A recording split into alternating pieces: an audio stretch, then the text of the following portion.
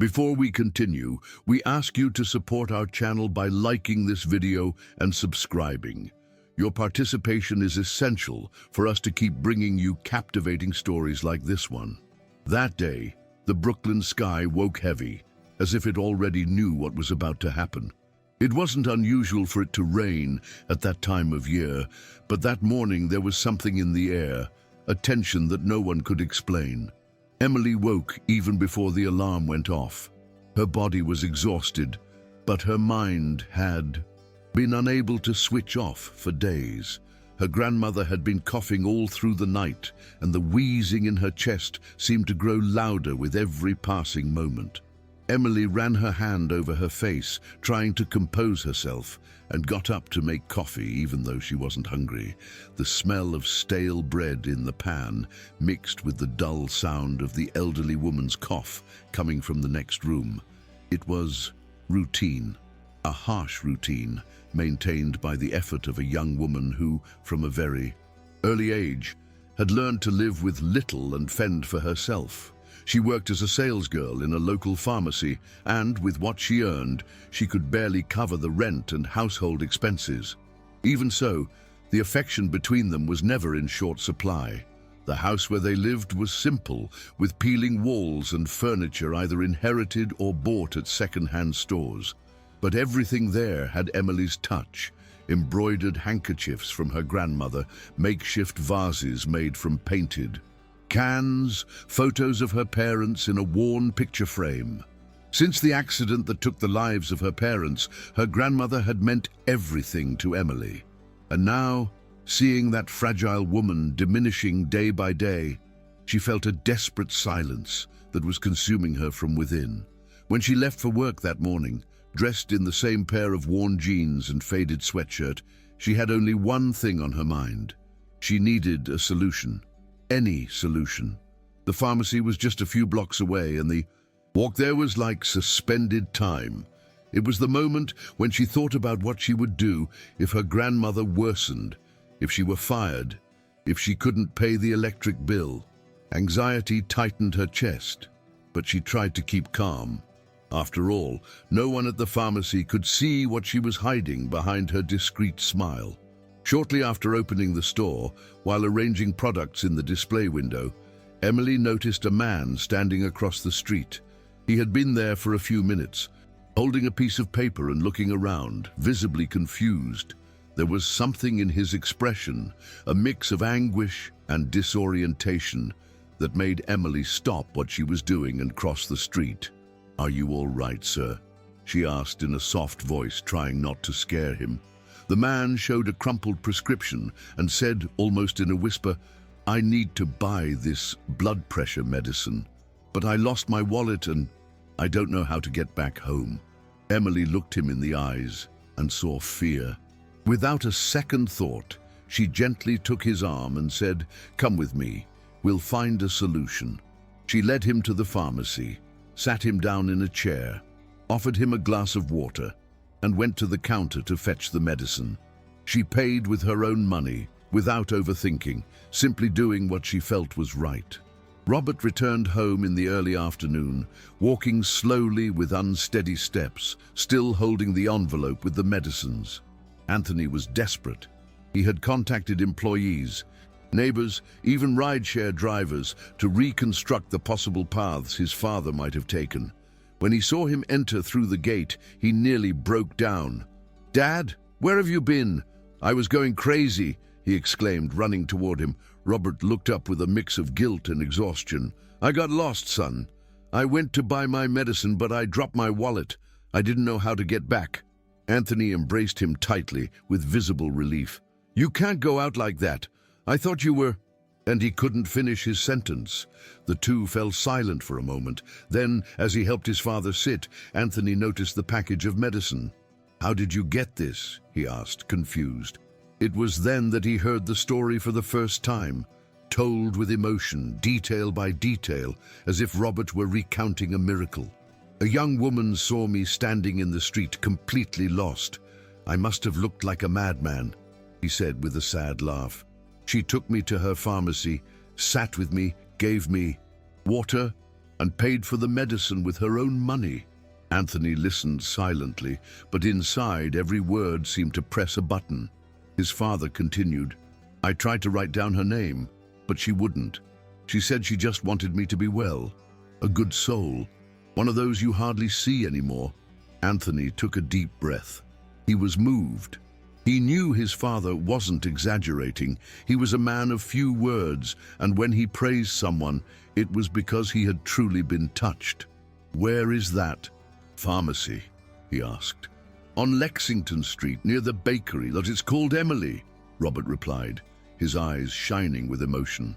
Anthony knew what he had to do, and it wouldn't be by sending someone else. He wanted to look her in the eyes, thank her in person, understand who this person was who, without knowing it, had taken care of the most precious thing he had. The next day, Anthony arrived at the pharmacy mid-morning. The neighborhood was modest, with narrow streets and bustling local commerce, which already said a lot about the life of that young woman. He entered with measured steps, observing everything around him, as if he didn't want to draw attention. Emily was with her back turned, bent over near the vitamin shelf, carefully sorting products. With her hair tied up in a haphazard way, the faded sweatshirt, and yet there was something about her that drew attention. Perhaps her posture, maybe the serenity on her face despite the bustle. When she stood up and saw Anthony, she frowned for a second, trying to understand. He was direct, without preamble, but with a kind tone.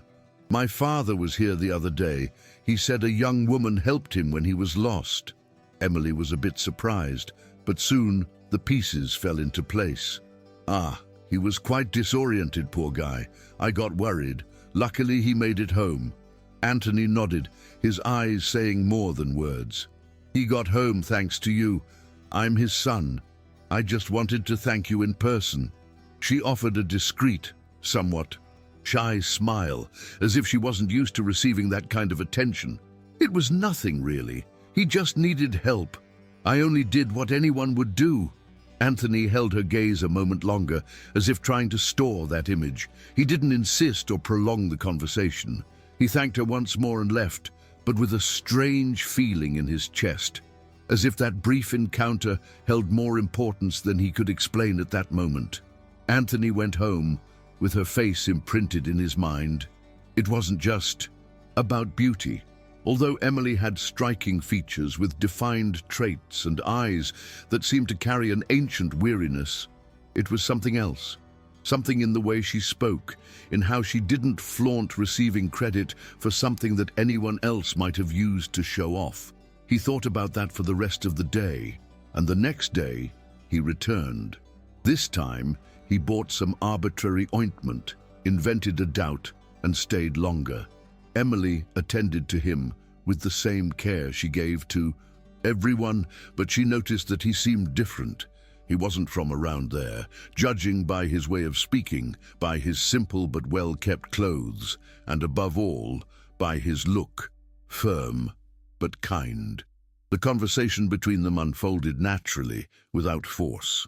Anthony didn't say who he was or what he did, and Emily, busy with her life, didn't ask either. He was just another polite customer, one you remember when they leave. What Emily didn't know was that that customer kept returning to the pharmacy. Not for the products, but for her. Anthony had felt disconnected from many things lately. Business, commitments, events filled with fake people. None of it made sense anymore as it once did. Seeing his fragile father get lost in the street and then rescued by a stranger with no ulterior motive had moved him in a way he couldn't yet fully explain. Emily, with her simplicity, had done more than many childhood friends or trusted partners. Little by little, Anthony began to adjust his schedule to drop by at the end of the morning, buying vitamins, gauzes, sunscreen. Any excuse was good enough. Emily noticed, of course, but didn't open up much. She was empathetic, kind, but maintained a certain distance, perhaps out of habit, perhaps for protection. She wasn't used to people coming and staying, and Anthony, as interested as he was, respected that space. Behind the scenes of her life, everything continued to be difficult. Her grandmother needed constant care, and the medicines were getting more expensive. Emily slept little, ate poorly, yet she didn't let that show at work, but anyone paying attention would see that her gaze was more tired than usual. Anthony started to notice those details. One day he discreetly asked, "Is your grandmother doing any better?" Emily hesitated for a second. "More or less. The medicines help, but it's too much."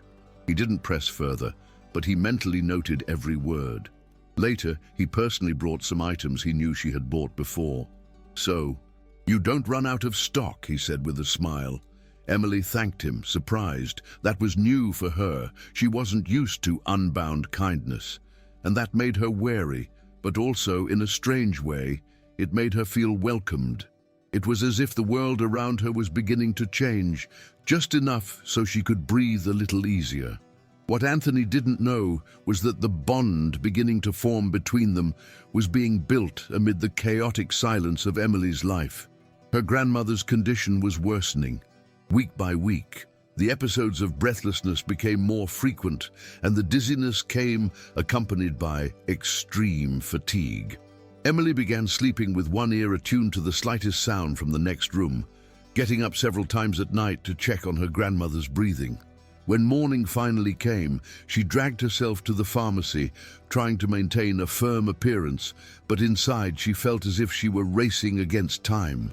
She made inquiries, took her grandmother to a general practitioner, and the diagnosis arrived like an avalanche: severe heart failure. The recommendation was clear: specialist follow-up, expensive tests, and continuous medication. Emily clutched the paper with the doctor's instructions as if carrying a sentence. She left the consultation feeling as though the ground had opened beneath her, with her grandmother sitting by her side, holding her hand and trying to smile. "We're going to fix this, my dear," her grandmother said, not quite believing it herself. But fixing things wasn't simple. The public hospital had waiting lists for everything. The medicines weren't covered by the basic plan she barely managed to keep. Emily tried everything. She went to the bank, asked for a secured loan, but her income was too low for approval. She knocked on the doors of old friends, neighbors, co-workers. Some helped with small sums. Others pretended not to see her messages. She sold the television, then her grandmother's old cell phone, later some furniture that was still in good condition. It was like trying to dry ice. With every medicine bought, a new pending bill arose. And in the midst of all that, she still had to smile at the pharmacy customers, pack soaps, explain the instructions for an antihistamine. Anthony kept showing up with his calm, almost too discreet manner. Emily wanted to trust him, but she didn't know who he really was. He was too kind, too interested, and she, scarred by a hard life, knew that such kindness always came at a price. Even so, she liked his presence. It made her feel less alone. What no one expected was that life, already so hard, would find another way to hit her. In a sweltering early morning, Emily woke up, startled by a dry noise coming from her grandmother's room. She ran there and found her lying next to the bed, gasping, with a lost look, and her hand clutching her chest. "Grandma, hold on! Please hold on!" she repeated, her voice trembling. She quickly hailed a taxi, since she didn't have money for an ambulance. At the hospital, she spent hours waiting for attention, listening to the beeps of the monitors and filling out forms with trembling hands. When a doctor finally called her, his expression said it all. The condition had worsened. Hospitalization was urgent, and the medication even more expensive. "Without a payment guarantee, we can't proceed with the complete treatment," he said, almost as if reciting a script. Emily cried in front of everyone, pleaded, explained. But it was all in vain. She had to sign a consent form and take her grandmother back home, feeling as though she had been expelled from a place that should have cared for her. In the days following the hospital discharge, Emily fell into a state of agitation that no one could see from the outside, but that was devouring her from within. Her grandmother grew weaker and weaker, the symptoms didn't cease, and the lack of medication began to show in her body. Emily no longer cried, she sobbed. Silently, in the corners of the house, in the pharmacy's bathroom, when she saw the elderly woman coughing weakly in the middle of the night. At first, she did everything she could. She ran to the bank, tried to refinance old debts, asked for a new credit limit. The manager received her with a pragmatic look and, in less than 5 minutes, denied everything. "Unfortunately, your credit profile is not compatible," he said in a cold voice, as if repeating it dozens of times a day. After that, she sought out an informal credit cooperative. The promise was quick money without bureaucracy, but the conditions were hellish: abusive interest rates, short terms, aggressive collections. Emily left feeling that she had stepped into dangerously unstable ground. Even desperate, she wasn't ready to sink into that pit. She kept trying. She sent messages to former schoolmates, distant friends, acquaintances she had barely seen in years. Many ignored her messages. Others replied with empty promises. Some even said they would help without a second thought. "If I had any, I'd give it to you without hesitation," they said. Emily was grateful, even though it hurt. She even tried selling her few remaining belongings: an old bicycle, the blender she barely used, some decorative objects she held dear. The money raised barely lasted for a week's worth of medication. One day, sitting on a park bench while waiting for her grandmother to come out of a free consultation with a volunteer doctor, she saw a young man with a name tag hanging from his neck, asking for help to feed his children. For a moment, she thought of doing the same. Being there, with her work clothes soaked in sweat, her hair hastily tied up, and her heart exhausted, seemed to make no difference. She felt invisible. She didn't even get up to beg because something inside her still resisted, perhaps pride, perhaps fear. At night, in the silence of the dark house, she even thought about fleeing. If I left with my grandmother to another state, maybe I'd find a free clinic, a hospital with better facilities, someone willing to help, she reflected. But how could she travel without money, with a sick woman in her arms? How could she carry a whole life in a plastic bag? Her mind swirled with unanswered questions. The dark circles under her eyes deepened. Her meals were based on leftovers or cookies, and Emily's body already showed clear signs of exhaustion. Still, she kept going to work. The pharmacy was the only fixed point in her life. There, at least, she had a chair to sit on, a weak coffee at the end of the day, a routine that pretended normalcy. And it was in that state of mind, on the verge of collapse, that she began to hear rumors about the sale of the place. First, murmurs among employees. Then, a conversation leaked from the owner's office. The news came bluntly. The business was closing. The pharmacy would change owners and the employees would be fired. It was like receiving a slap in the face that was already bruised. The news of the pharmacy's sale was the final push for something that was already falling apart inside. In the following days, Emily moved as if in a trance, going through the inventory with a constant knot in her throat, waiting for a miracle that never arrived. The boxes of high-cost medication were stacked, labeled, ready to be returned to the supplier. Among them, the name she knew so well, the primary medicine for her grandmother. Each box represented the difference between a few more days of dignified life or another night of suffering, struggling to breathe. Emily knew that no one would check those boxes for the time being. The manager had made the notes and would proceed with the return next week. She knew where they were stored. She knew the inventory code. She knew the route, the timing, the risk. And that knowledge began to weigh on her shoulders. The more she thought about it, the more guilt mixed with anger, with the feeling that the world was too unjust to keep playing fair. The night before what was about to happen, Emily barely slept. She sat on the edge of the bed, watching her grandmother sleep with irregular breathing, murmuring stray words in her dreams. The elderly woman's face was even paler, her fingers swollen. Emily took the medical prescription she kept folded inside her bag and read it once more, as if hoping to find something new there. She found nothing, just numbers, values that didn't fit into her reality. She went to the kitchen, turned on the dim light over the sink, and stood there staring at the broken tile on the wall. In her mind, everything she had tried up to that moment passed by, all in vain. And there, alone in that harsh silence of the early morning, she made the decision.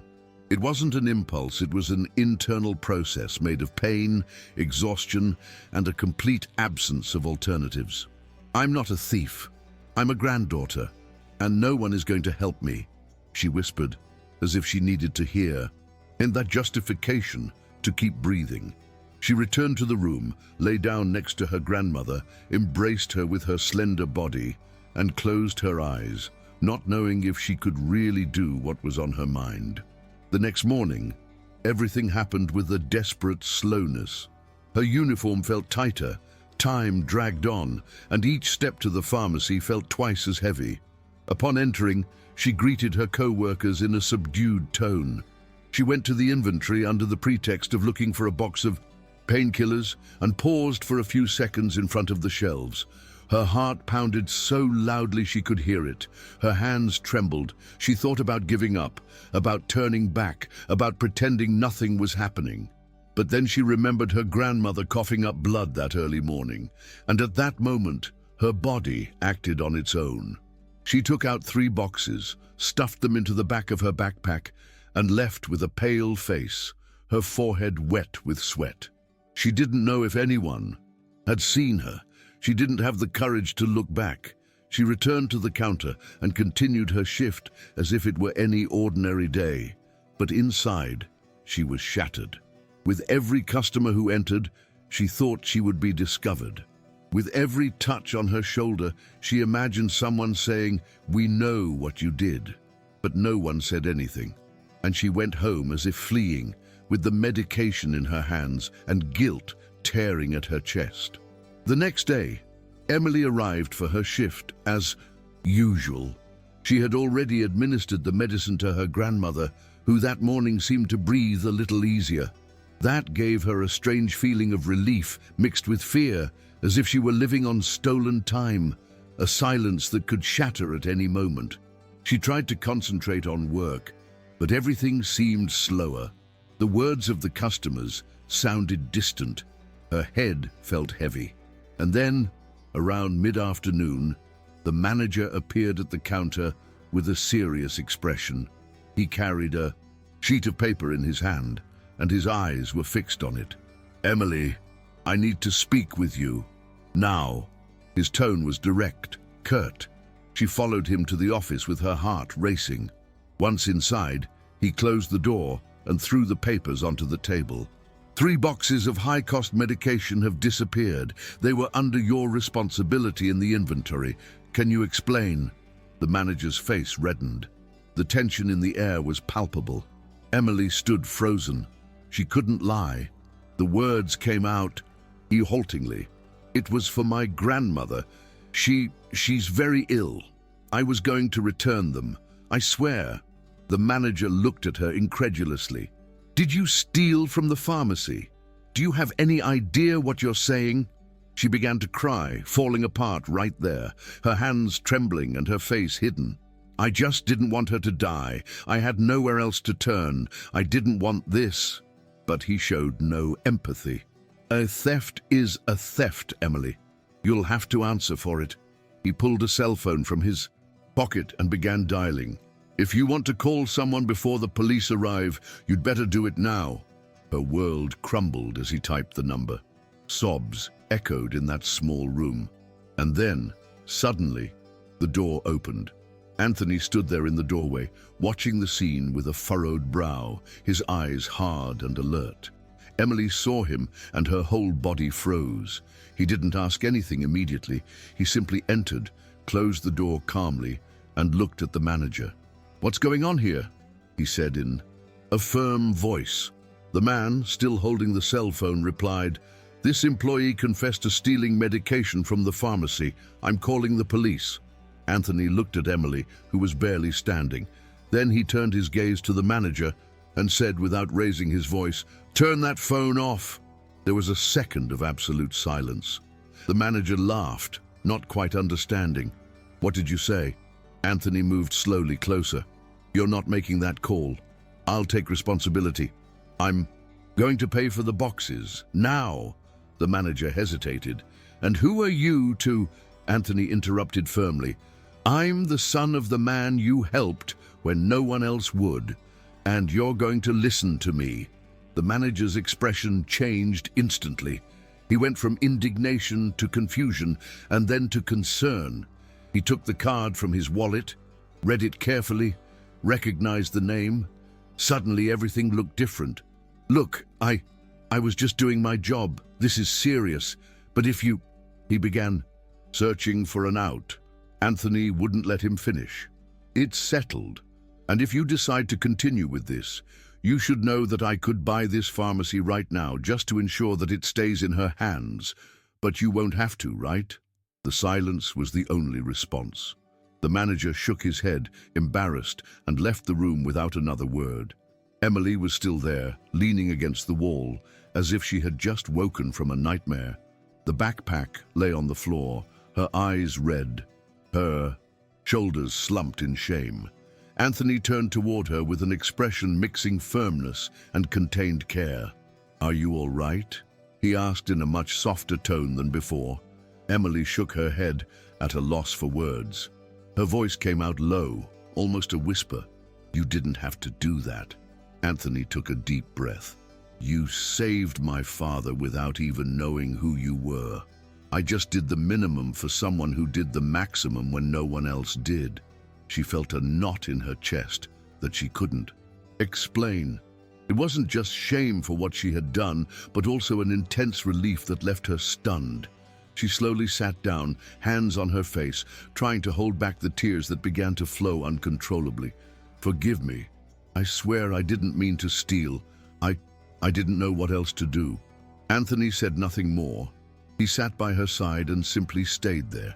Sometimes presence is all that really helps. From that day on, things began to change. Emily was let go from work early, with the promise that everything would remain secret and without any official record. Anthony offered to drive her home. On the way, she didn't speak much. She was exhausted, physically, emotionally, and mentally. But when they reached the modest house's door, he asked, "May I see how she is?" Emily hesitated for a moment and then nodded. She opened the door and led him to the small room where her grandmother slept, breathing with difficulty but visibly calmer than in previous days. Anthony approached, observed in silence, then looked at Emily. "We're going to fix this. She's going to get better." In the following days, he became truly involved. He used his contacts to secure a consultation with a private cardiologist, arranged for tests that were done urgently, bought all the necessary medication, and even made a reservation at a clinic in case of hospitalization. Emily, used to walking alone, didn't quite know how to react. She was grateful, yes, but also confused. Why would someone do all that for her? In the first days after the incident, Emily oscillated between gratitude and distrust. It was hard for her to believe that someone like Anthony, so present, so generous, had no hidden agenda. She was used to people disappearing after the first favor, with empty promises and help that came with strings attached. But he asked for nothing in return. He went to the pharmacy to see how she was, sent messages asking about her grandmother's health, brought snacks, documents, information. He never imposed his presence. He only appeared when he was useful, and that, to Emily, was rarer than she wanted to admit. With each new gesture, her resistance slowly faded, though the insecurity remained, clinging to her soul like a fresh scar. Sometimes she found herself staring out the window, wondering if all of it was real. Why is he doing this? What does he really want? She silently questioned herself, too afraid to face the answer she didn't yet know. The answer came days later when Anthony stopped by with the results of her grandmother's tests. Everything was under control, but the treatment would have to continue indefinitely. Emily invited him in, this time more naturally. They sat at the kitchen table, and for the first time she seemed less tense. They talked about her grandmother, about the neighborhood, until, almost without realizing it, she said, "You never talk about yourself. I don't even know where you work." Anthony smiled, but this time with a more serious air. He knew that moment would come. He took out a small folder with papers from the inner pocket of his jacket and placed a business card on the table. "I think you deserve to know who you're dealing with," he said. Emily frowned and slowly opened the folder. There were documents, her full name, the name of the company, Johnson Hotels, and media references. When she looked up, she was in shock. You are the owner of all that?" Anthony nodded. "Yes, but when I met you, that didn't matter. And it still doesn't." Emily was silent for a few seconds, trying to piece it all together, recalling all their conversations, every time he appeared in simple clothes, almost anonymously. And then she understood. He had never hidden, but he also never used his position to impress. "Did you pretend to be someone else?" she asked, her tone mixing pain and confusion. Anthony shook his head. "I was myself all along. I just set aside what could have interfered." Emily didn't answer. She got up, went to the window, and stood there for a few minutes, absorbing it all. When she finally spoke, it wasn't with anger, but with honest weariness. "It's hard to trust. When someone like you appears in the life of someone like me, you think it's a trap, that they're going to take more than they give." Anthony got up slowly, respecting her space. "I understand, but I'm not here to take anything. I just want to give back for what you did for my father." At that moment, something inside Emily unraveled. It wasn't a complete surrender, but it was the beginning of a different trust, more silent, more real. Time passed, and with it, Emily's grandmother's health began to improve. The new treatment was showing results, and the specialist follow-up gave them both greater assurance. For the first time in months, Emily was able to breathe with a little more ease. There were still pending bills, and the future was foggy, but something had changed. The feeling that she was no longer completely alone. Anthony remained present, always respecting her pace. He would come by with fresh fruit, schedule tests, help organize her grandmother's retirement papers. Sometimes he simply sat on the sofa and stayed there, listening. Emily began to open up more. She talked about her difficult childhood, the grief over losing her parents, nights spent sleeping on the kitchen floor to save on electricity. And Anthony listened attentively, without interrupting, without trying to fix anything. That was what moved her. He wasn't trying to save her. He was just there, and that was more than any material help.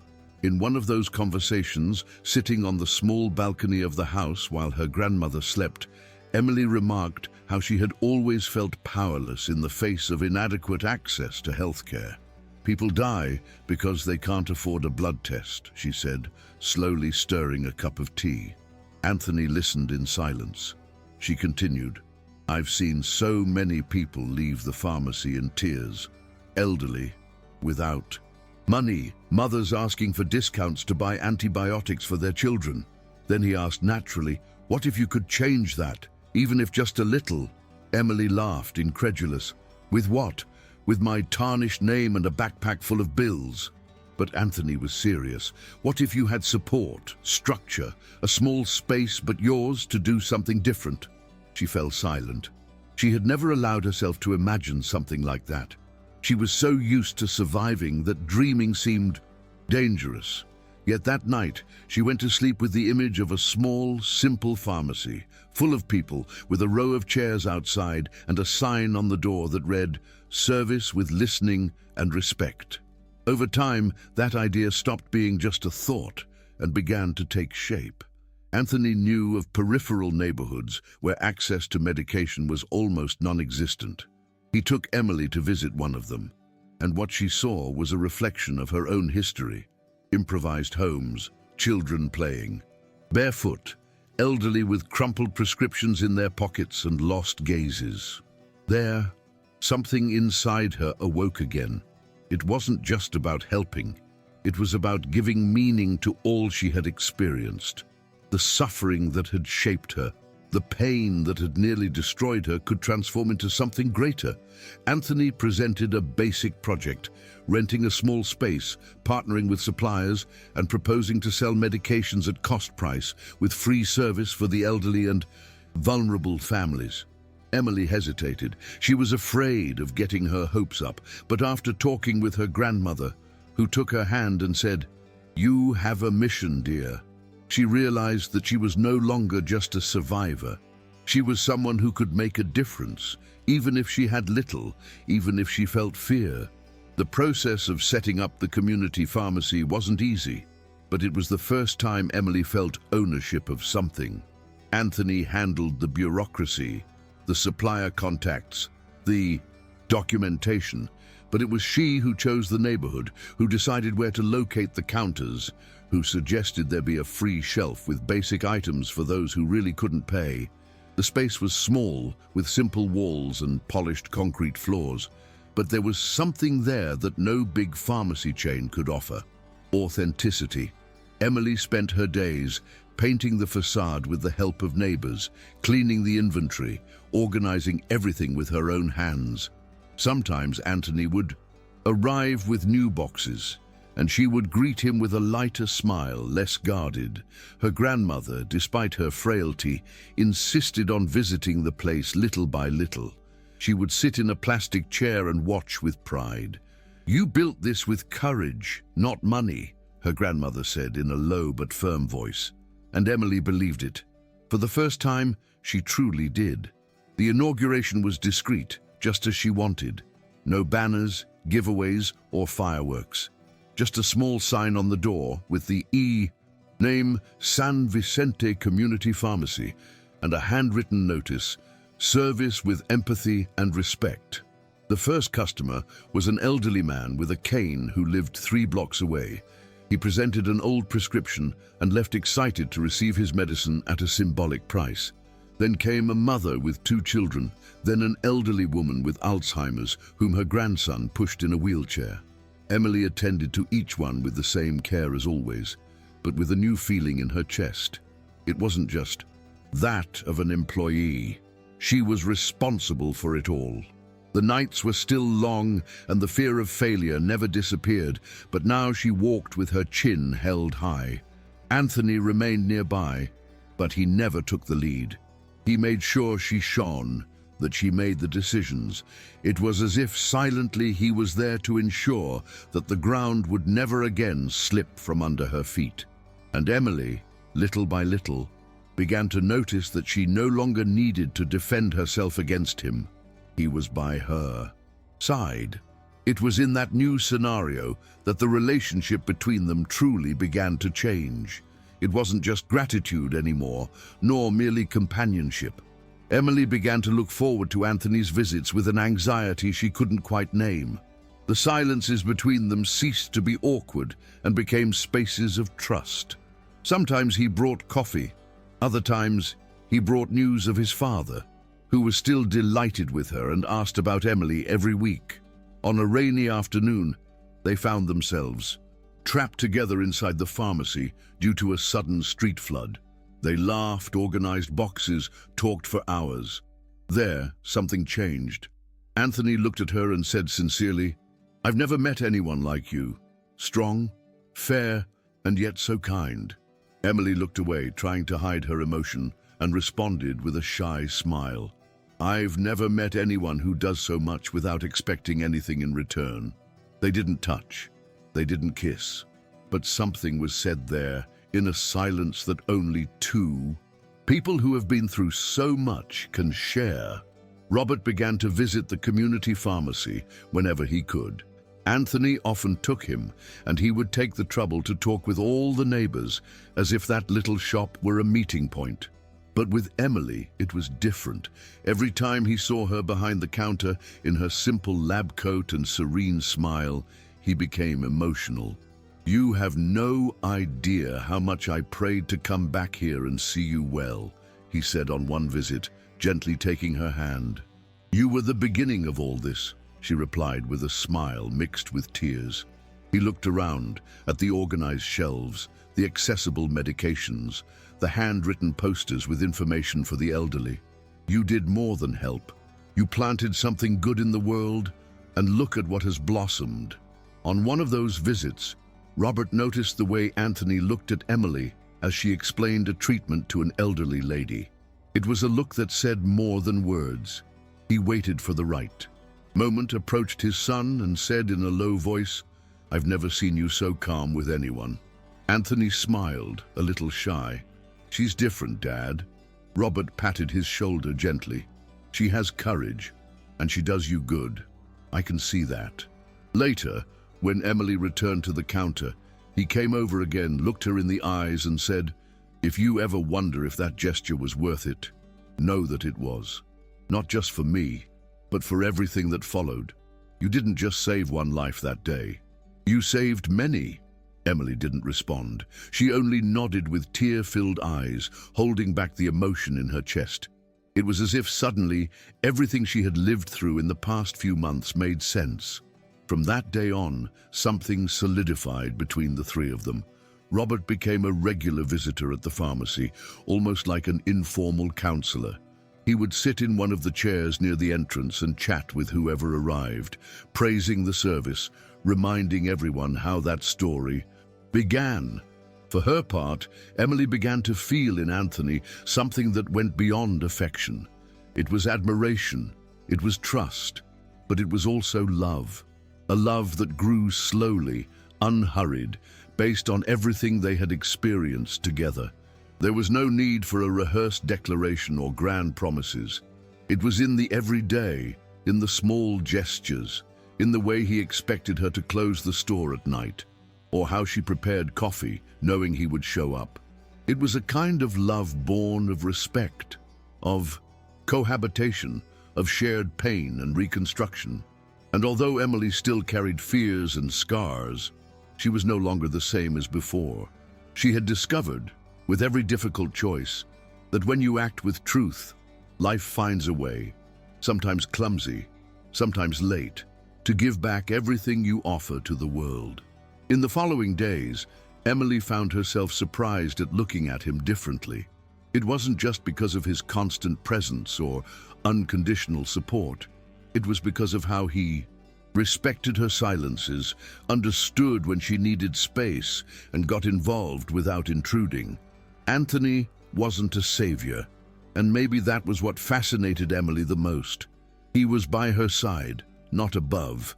When she said she was tired, he appeared with something ready. When she doubted herself, he reminded her of what she had already achieved. And all this without grand speeches, without exaggeration.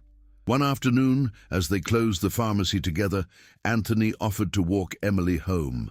Walking slowly along the uneven sidewalks of the neighborhood, he said, "Did you know that in recent years I've never had peace?" She looked at him, surprised. He continued, "But now, when I'm near you, I feel like I can breathe." Emily fell silent.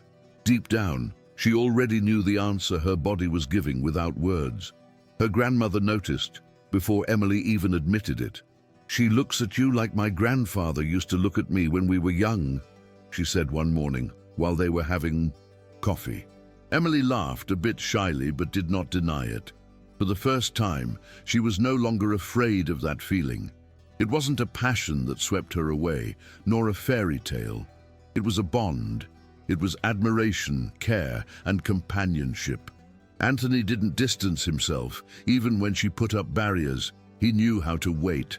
And that, for Emily, was something new. When the pharmacy had been open for a month, Anthony invited her to dinner.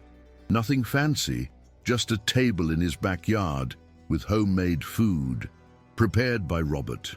During dinner, amidst laughter and memories, Emily felt at home, as if, after so long feeling lost, she had finally arrived somewhere. At the end of the night, he gently took her hand and asked, "Would you let me care for you too, in the same way you care for everyone?" It was at that moment that she realized she had already surrendered. The yes came with her gaze, with her smile, with a lighter breath. There was no rush, no grand promises, just the certainty that from now on they would walk together. In the following months, the pharmacy became a landmark in the neighborhood. Emily expanded the services, started offering preventive health advice, and created a donation program for families in critical situations. Anthony remained involved, but always letting her take the lead. It was her project, born from her pain and sustained by the strength that he simply helped maintain. The community rallied around the pharmacy. Children drew pictures of the place in class. The elderly brought fruits and flowers to decorate the counter. Her grandmother, now more stable, sat outside in a plastic chair and greeted everyone who entered, as if she were part of the team. Over time, Emily's emotional walls began to crumble. She started sharing her plans with Anthony, small dreams that once seemed impossible, finishing her studies, maybe studying nursing, who knows, opening a second branch in an even more needy neighborhood. Anthony listened to everything with the same attention as on that first day, and more than that, he encouraged her. "You are capable of much more than you imagine," he said firmly. Emily began to believe it. She started to see herself as someone who could build something lasting, who could love without fear, who could be loved unconditionally. And Anthony, for his part, felt that that was where he found the truth, away from boardrooms, far from figures. It was with Emily that he rediscovered the value of simple things, of sincere connections, of life beating away from the spotlights. The recognition in the neighborhood grew, but the most important thing for Emily wasn't the visibility. It was when a mother left the pharmacy saying, "Thank you for listening to me," or when an elderly man commented that it was the only place where he felt treated with respect. On one of those days, while closing the cash register, Emily looked at the counter, the empty chairs, the handmade posters, and felt a knot in her throat. She thought of everything she had lived through: the hospital, the inventory, the despair, the backpack with the hidden medicines. And now, there, in that small space that smelled of alcohol and lavender, she realized she had survived. Not just physically, but emotionally, spiritually. She had rebuilt herself with every difficult choice, every sacrifice, every sleepless night. And almost imperceptibly, she had become a beacon for others. One Saturday morning, Anthony arrived with a bouquet of wildflowers and a question in his eyes. "May I call you my home?" he said, almost in a whisper. Emily laughed, moved, not knowing how to respond immediately. But it was Robert, sitting near the entrance, who intervened with a humorous remark. "You two took so long that I almost ended up asking you out on a date." The three of them laughed together, simply and full of life. Emily moved toward Anthony, took one of the flowers from the bouquet, and tucked it into her hair. "You've been part of all this from the very beginning. I just had to accept it. And in that moment, it wasn't just a response. It was the end of one cycle. It was the beginning of another. One in which the pain doesn't vanish, but is embraced. Where fear doesn't rule, but is listened to. Where love isn't idealized, but lived day by day." Later, as the pharmacy was about to close, Emily wiped the counter while Anthony organized the last boxes in the inventory. The sound of the street softly seeped through the slightly open door, and there was a hard-to-describe calm in the air. She paused for a second, looked around, the shelves, the simple clock on the wall, her grandmother's teacup still a bit cold, and thought, if someone had told me months ago that I'd be here, alive, whole, loved, and being useful, I would have laughed. But now everything made sense. It was as if life had turned immense circles to bring her exactly to where she was always meant to be. With an uncertain future, yes, but with her hands firmly in the present. And that is how Emily discovered that sometimes, when you help someone without expecting anything in return, life gives you back everything, but not in the way you imagine. It gives you back paths, the right people at the right moment, Opportunities that arise when the world seems to close all doors. And above all, it gives you back love. That love that heals, that builds, that remains. The kind of love that doesn't arrive with fanfare, but with presence. The kind that is born from a simple gesture, like crossing the street to help a man who looked lost. If you like this story, subscribe to the channel, leave a like, and turn on notifications so you don't miss future content. See you later.